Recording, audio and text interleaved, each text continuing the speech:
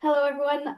So welcome to this week's Red Zone. My name is Allison Slocum, and I am going to be presenting on the custom CSS styling feature and the section navigation feature.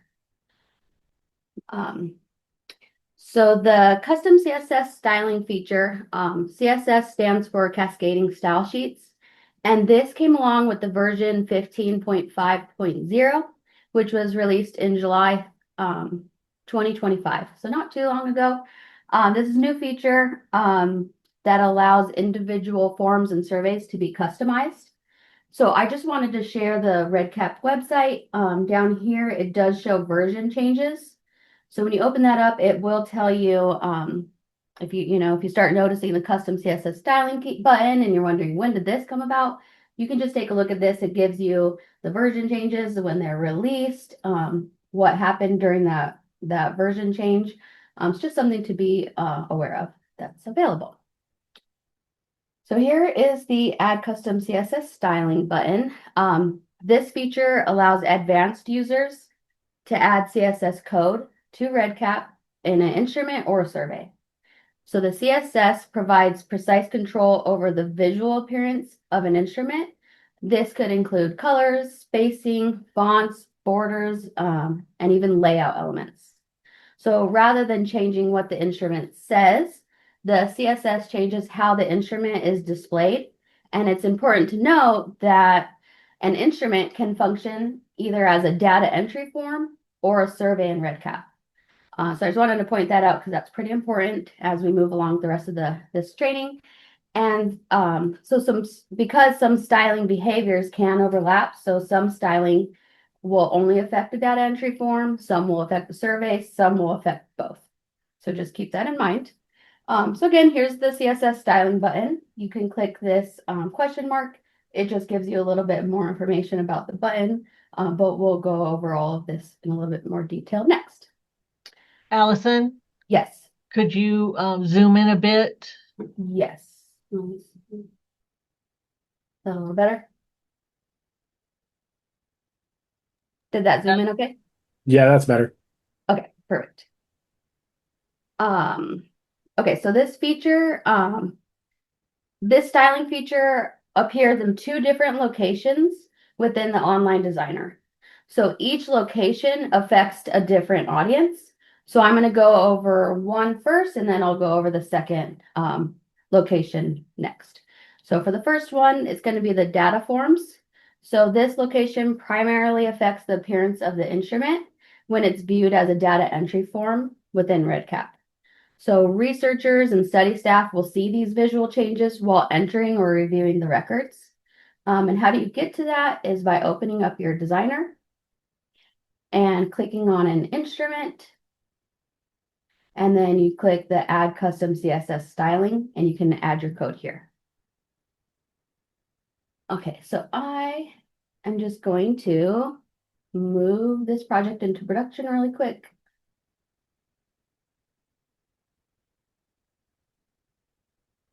Keep all our data. Okay, so the CSS settings can only be modified or developed or modified in the development or the draft mode. So when the project is in production, you may create changes to the instrument by following these steps. So again, you'll go to designer, and then you're going to go to your instrument and notice that you can't access it. So I wanted to show that. What you would do next is you would enter draft mode. And then you'd click draft preview mode, turn on draft preview mode. And then from here, you can continue on going to your instrument, clicking add custom CSS styling, and add your code here. So I'm going to go ahead and grab my code, and I'm going to place it in here. And I just want to point out, when you enter your code, sometimes you'll get a stop button, and it's going to let you know that something you put in here is just not going to work. In this case, you get this warning symbol, and that's just letting you know that you need to be aware that you could use this code, but there could be something that goes wrong with it. For Yeah, instance, one thing, sorry. This, yeah, not this. You'll get that when you use that important keyword. because it'll warn you about that. Oh, okay. But like later on when you do when version change of RedCap changes, you this is just letting you know that your code could be affected. And if you hover So over it, it'll let you know what the warning is. right here. Yeah. So right there, it's saying that it's overqualified because you're using a class determination, the dot survey table, and that you can just take out the TR and it'll apply to everything that has that dot survey table class. So it's one of those where it's not like proper CSS, but it Oh, works, and it's not going to break by you having that. yeah. It's just warning you. And then same thing if you put the important, if you hover over the important, it'll tell you that it's just the use of important, because what important does is it brings that rule all the way to the top of the cascade, so it overrules any other rules that you have, and so it's just warning you because if you set that and you have like that background color set somewhere else and you're Uh, wondering why that background color is not being, like let's say you had that one as red, but in here you have it as blue and it's driving you nuts because it's always showing up as blue and you don't know why. It's because of that important is it's superseding all the other rules that you set. yeah, because RedCap wants to override everything. So important just makes it takes priority. Yeah, and that's the nature of CSS. That's why it's called cascading style sheets, is because it cascades down. So they go in order of importance based on how they are in the style sheet, and so important just moves it all the way to the top and overrules everything. Okay, perfect. Thank you, Manny. Hmm. And with that being said, I just wanted to make sure that for this presentation, I'm not going over the CSS coding. Just if you know how to use CSS coding, you can where you can use it and where you can enter it in and what it would do to your project. Um, so we'll go ahead and update here. So now that we updated it, because this project is in production and we're using draft mode to make some changes, you can click this button here, view detailed summary of draft changes. And it just lets you know that this project now has custom styling changed in the form. So we'll click view details. And then it's going to give you a side-by-side view of what's being changed. For this instance, there was no current styling, so there's nothing to show here. But this is what we're proposing to have changed. So now that you took a look at it, you can kind of decide, is this something I want to move forward with or not? We're going to return back and you can either remove all draft changes, click remove and just say, you know what, I changed my mind, I'm not going to do that. Or you can go ahead and submit changes for review. If you do submit changes for review, you just submit it here and it will either automatically approve and be committed to your project, or it'll get sent over to a RedCap administrator for them to just go over it and make sure that there won't be any issues to your project. That could include losing data. So it's just a quick review. If there's nothing that will cause a problem, then they will just let it, they will commit the changes for you, or they'll reach out to you and let you know what issues could occur and how you want to go about it from there. So for this instance, we'll just go ahead and submit it. And you'll see that this one was successfully completed automatically. And then we'll close it. Okay, so now that we did that, we're going to go ahead and go back and take a look at what it did. So we're going to go into our record status dashboard. We're going to open up this data form. And you see that with this data form, it changed the color to a light blue. And this one, this is just a regular data form. It left it the normal red cap color. So here's the changes that we added by using that CSS code. Okay, so now I'm gonna go click out of here. I'm gonna show you a different way to go about it.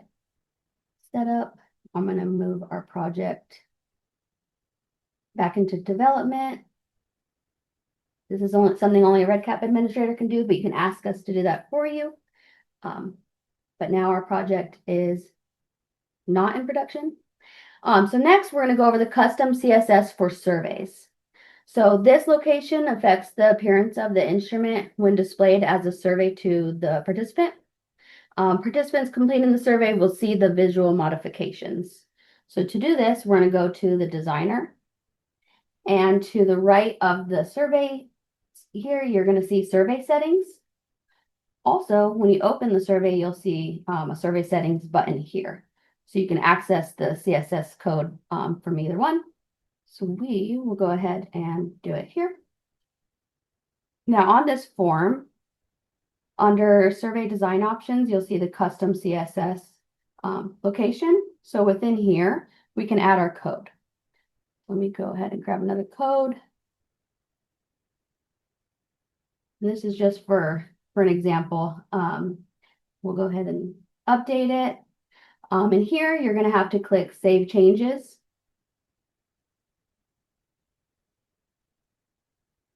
And now we can go ahead and take a look at what the surveys look like with that code. So record status dashboard, we're going to click our survey. And here's just we're going to click Open Survey. And then here's just a regular survey. And then I'm going to open up this other survey and show you this one. So this, the code that we entered just added a red background. So you have a survey without it and a survey with it. So then you can decide, you know what? I really like how this looks on my surveys. I want all my surveys to look like that. So we're going to go to the designer. You're going to click your survey settings. And here we have our code. We really like it. So we're going to copy that design to other surveys. For the purpose of this demonstration, I'm just going to click the custom CSS code, and we're going to add it to all of our surveys. Copy design, close, save. And then let's go take a look at our surveys. So now this one has the red.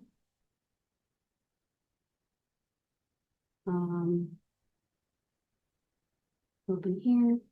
This one will have the red. So all of your surveys will now have that color without having to add that modification to each one individually.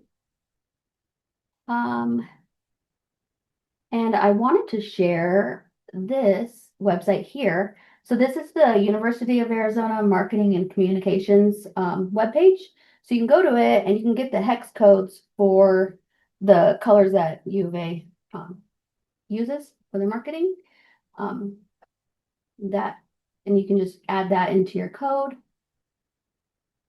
Let's see here. And I wanted to also share with you some tips and warnings. So as we mentioned, when we're adding in that code, it's just important for you to know that the primary goal should always be for the participant, for them to have usability and readability. It's not always about the visual appearance alone. And then RedCap, the default styles may override portions of the custom CSS code.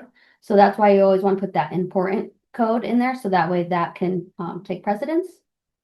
And then RedCap software updates may affect or break existing custom styling.